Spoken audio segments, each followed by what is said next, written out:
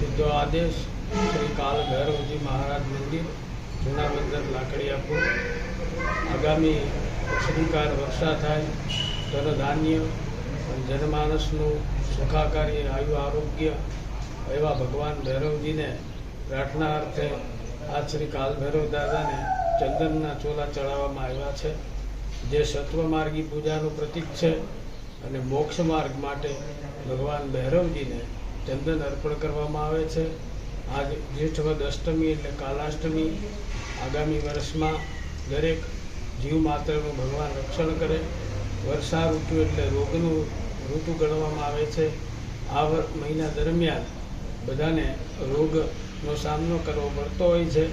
તો ભગવાન ભૈરવજી નિરોગી તંદુરસ્ત આયુષ્ય બક્ષે અને ધનધાન્ય ખૂબ ઉપજે એવી અભ્યર્થના સાથે આપ સૌને સીધો આદેશ.